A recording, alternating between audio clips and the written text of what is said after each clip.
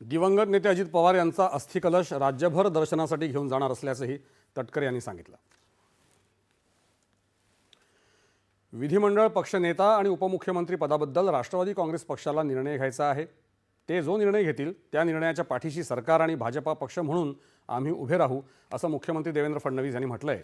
नागपूर इथे काल रात्री या संपूर्ण घडामोडींविषयी त्यांनी प्रतिक्रिया दिली। अजितदादांचं कुटुंब आणि राष्ट्रवादीच्या पाठीशी आम्ही उभे आहोत, असं त्यांनी सांगितलं। राष्ट्रवादीच्या नेत्यांनी दोनदा माझ्याशी चर्चा केली। या चर्चेत त्यांची पक्षांतर्गत निवड कार्यपद्धती, पर्याय यावर बोलणं झालं। मात्र अंतिम निर्णय त्यांचाच असेल, असं फडणवीस म्हणाले।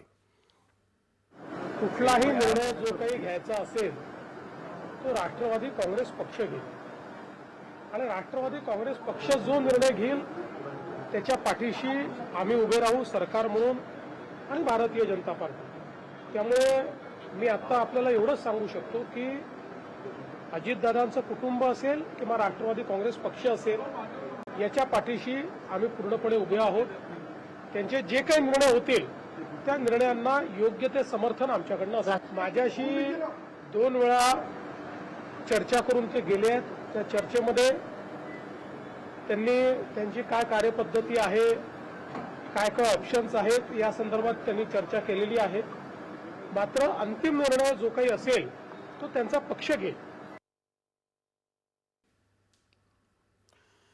अजित पवार यांच्या निधनानंतर अर्थसंकल्प कोण मांडणार या प्रश्नाला उत्तर देताना अजित पवार यांनी अर्थसंकल्पाची भरपूर तयारी केली होती। आता आपण स्वतः लक्ष घालून अर्थसंकल्पाच्या उर्वरित प्रक्रिया पूर्ण करू, त्यानंतर विचारविनिमय करून निर्णय घेतला जाईल, असंही मुख्यमंत्र्यांनी सांगितलं। नवी मुंबईत तळोजा इथे भारत